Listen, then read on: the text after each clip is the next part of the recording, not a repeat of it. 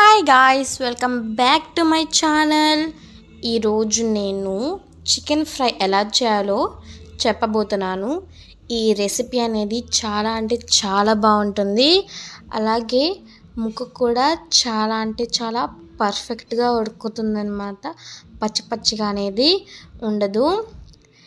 ఈ ప్రాసెస్ చాలా సింపుల్, అలాగే తొందరగా కూడా అయిపోతుంది మన చికెన్ ఫ్రై. ఇంకా లేట్ చేయకుండా చికెన్ ఫ్రై రెసిపీలోకి వెళ్ళిపోదాం. ముందు ఒక కడాయి తీసుకొని దాంట్లోకి 2 స్పూన్ల దాకా ధనియాలు వేసుకోవాలి. ఆ తర్వాత లైట్గా ఇవి ఫ్రై అవ్వాలన్నమాట. ఇవి మంచిగా మనకి లైట్గా ఫ్రై అయిన తర్వాత ఎండుమిరపకాయలు వేసుకోవాలన్నమాట. మనకి ఎండుమిరపకాయలు కూడా లైట్గా ఫ్రై అవ్వాలి. ఇవన్నీ మంచిగా ఫ్రై అయిన తర్వాత 4 మొగ్గలు 2 చెక్కలు వేసుకోవాలి. ఆ తర్వాత 1 ఇంచు అల్లం వేసుకోవాలి. ఆ తర్వాత 10 రెమ్మలు వెల్లుల్లి కూడా వేసుకోవాలన్నమాట. ఇవన్నీ కూడా మనకి మంచిగా లైట్గా ఫ్రై అవ్వాలి. ఇవన్నీ మనకి మంచిగా ఫ్రై అయిపోవాలి. లైట్గా ఫ్రై అవ్వాలి, మరీ ఎక్కువగా బాగా ఫ్రై అవ్వాలి. అంతా ఫ్రై అయిపోయి ధనియాలు కూడా ఫ్రై అయిపోయిన తర్వాత ఒక ఎర్రగడ్డ కట్ చేసుకున్నట్టు వేసుకోవాలి. సన్నగా కట్ చేసుకున్న ఎర్రగడ్డ వేసుకోవాలన్నమాట. ఈ ఎర్రగడ్డ కూడా మనకి మంచిగా వేగాలి.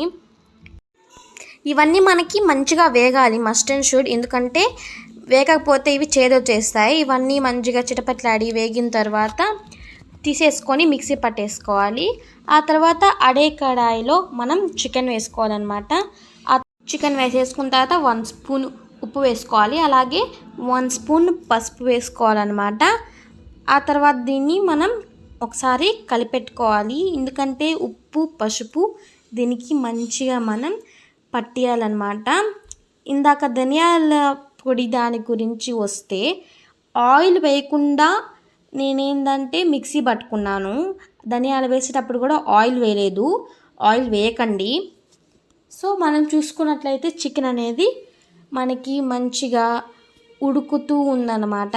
నీళ్ళు కూడా పైకి వస్తున్నాయి. అలా నీళ్ళన్నీ ఇంకిపోయిన తర్వాత 4 to 5 స్పూన్స్ ఆయిల్ వేసుకోవాలన్నమాట. ఈ ఆయిల్ వేసుకున్న తర్వాత కూడా మనం మంచిగా కలుపుకోవాలి. ఇది ఎంత బాగా కలుపుకొని ఎంత బాగా దగ్గరని చేసుకుంటే అంత టేస్ట్ వస్తుంది. ఇలా కొంచెం సేపు కలుపుకున్న తర్వాత మనం ఇందాక చేసుకున్న ధనియాల పొడి పేస్ట్ అనేది కూడా మనం వేసేసుకోవాలి. నేను ఇక్కడ డైరెక్ట్గా ధనియాలు చెక్క మొగ్గ వేసి అలా ఫ్రై చేయట్లేదు అనమాట. మిక్సీ పట్టి అవన్నీ చేసుకొని వేసేస్తున్నాను. ఎందుకంటే పేస్ట్ పట్టి ఇది దీంట్లో వేసినప్పుడు అంత బాగా మనకి నార్మల్గా అవే ఇలా వేసేసినప్పుడు అంత బాగా పట్టదనమాట ముక్కకి. అందుకని పేస్ట్ చేసి మనం వేసుకున్నాము. ఇది పేస్ట్ వేసిన తర్వాత కూడా మనం బాగా కలుపుకోవాలి. ఇదంతా మనం మంచిగా కలుపుకుంటూ ఉండాలి. అలాగే మనకి ఇక్కడ మీరు చూసుకున్నట్లయితే వాటర్ లాగా పైకి నూనె తేలుతూ ఉంది. అదంతా మనకి ఇంకిపోవాలి. అదే అన్నమాట ఫ్రై. ఇలా బాగా మీరు చూసుకున్నట్లయితే ఇంకిపోయింది. లాస్ట్లో కొత్తిమీర వేసేసుకోవాలన్నమాట. ఇలా కొత్తిమీర వేసేసుకొని దించేసుకోవడమే. అంతే, టేస్టీగా ఈజీగా మనకి చికెన్ ఫ్రై అయితే రెడీ అయిపోతుంది. మీరు అనుకోవచ్చు కారం వేయలేదు అని. కారం ఎందుకు వేయలేదు అని అంటే మనకి ఆల్రెడీ మనం ధనియాలు అవన్నీ వేసున్నాం. అందుకని నేనైతే ఇక్కడ కారం వేసుకోలేదు. నాకు సరిపోయింది, అందుకని వేసుకోలేదు. అంతే, ఇలా మనకి దగ్గరికి వచ్చేసింది అది మసాలా. మనకి చికెన్ ఫ్రై అనేది రెడీ అయిపోతుంది.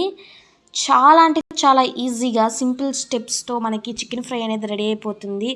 అలాగే కొత్తగా మన ఛానల్ చూస్తున్నవారు please like, share and subscribe. చూసారా ముక్క కూడా ఎంత బాగా ఉడికిందో. ఇలాంటి మరెన్నో వీడియోస్తో నేను మీ ముందుకు వస్తాను. Thank you, bye bye.